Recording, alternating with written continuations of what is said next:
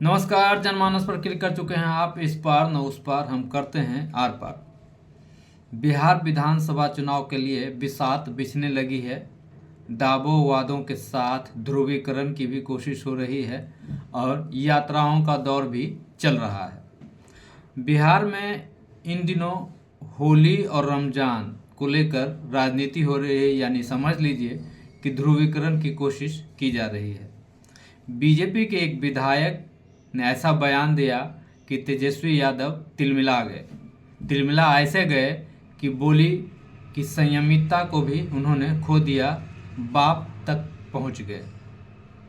लेकिन उनकी बौखलाहट के कारण बीजेपी के विधायक का बयान नहीं, बल्कि इसके पीछे कुछ और कारण है। क्या कारण है, इस वीडियो में उस पर हम जिक्र करेंगे।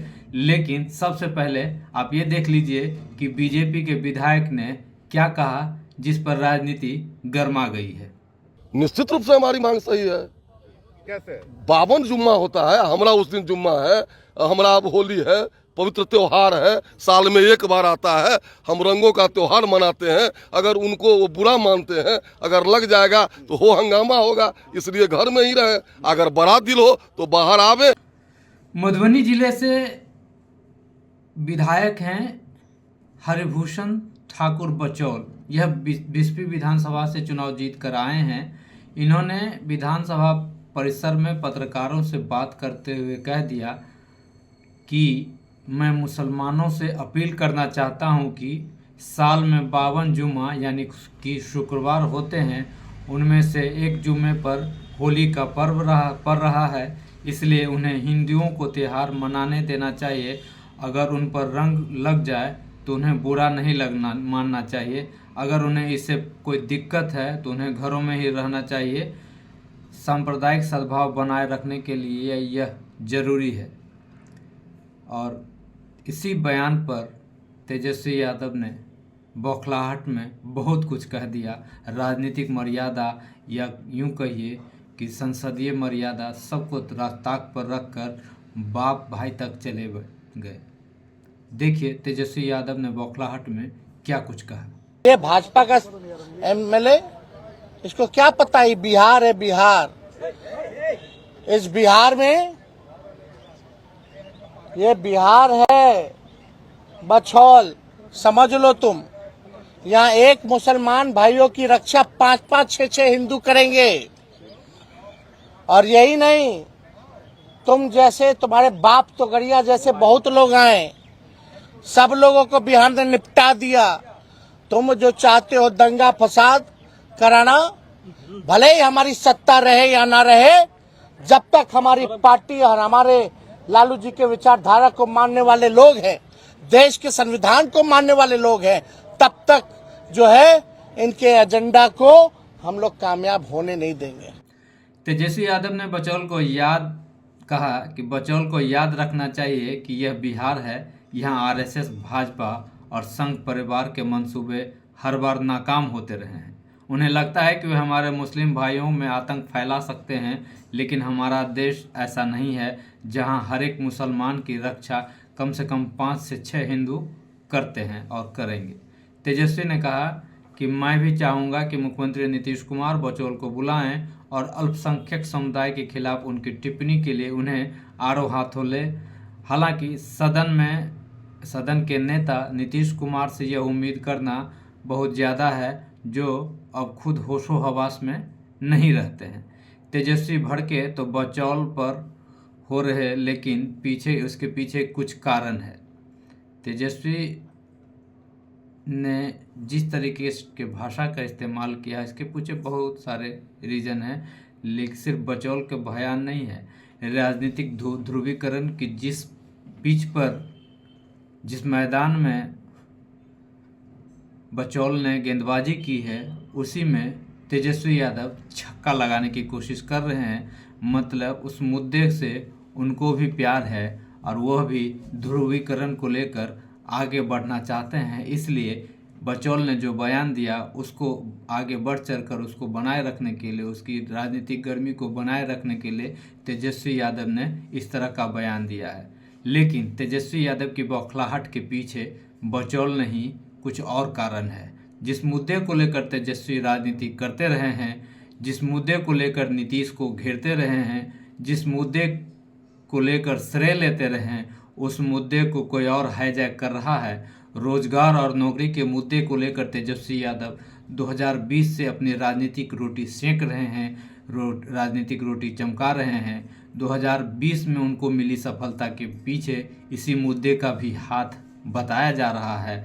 लेकिन 17 साल में 17 महीने सत्ता रहने के में जो राजनीतिक नीतीश सरकार के तरफ से की गई है, या फिर उसमें तेजस्वी भी शामिल थे, सरकारी नौकरी दी गई है, चाहे वो बीपीएससी टीचर की हो, जो भी 5 लाख नौकरी उस 17 महीने की सरकार में दी गई, जिसका श्रेय लगातार तेजस्वी लेते रहे हैं।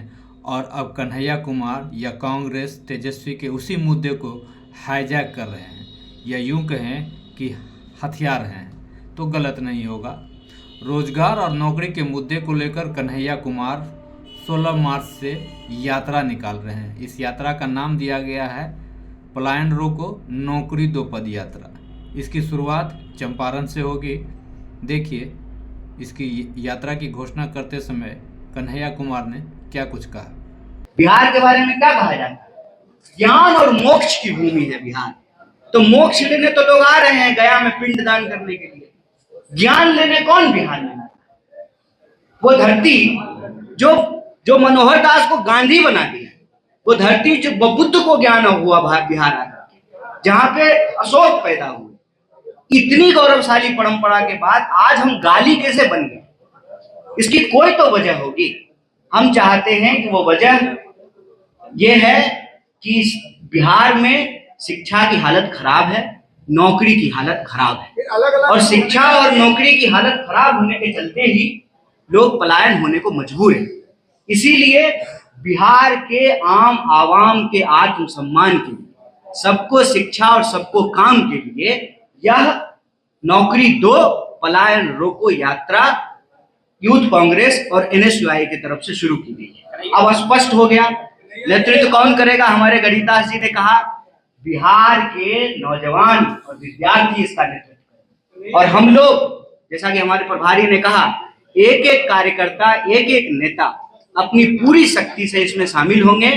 जहां तक आपका सवाल है राष्ट्रीय नेताओं का, समय समय पर राष्ट्रीय नेता भी यात्रा के अलग अलग बैच में जो हमारे नेता हैं बारी बारी से उसमें शामिल होते रहेंगे।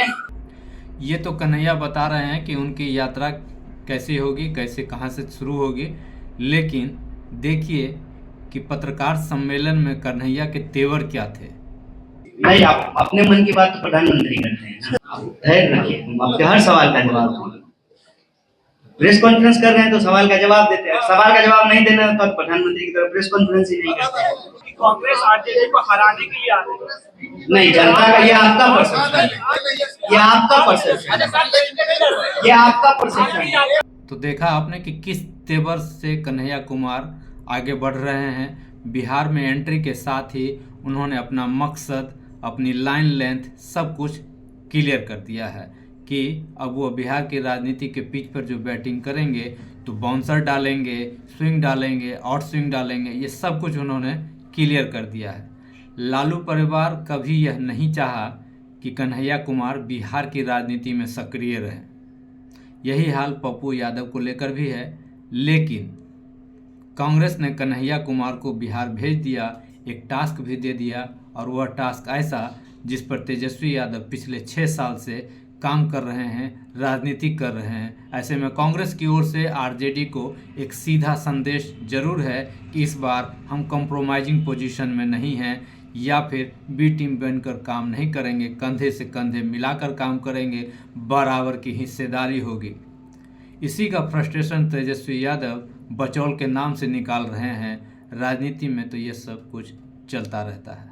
अगर जनमानस को अभी तक आपने सब्सक्राइब नहीं किया है तो सब्सक्राइब कर लें, लाइक, शेयर और कमेंट भी जरूर करें। नमस्कार।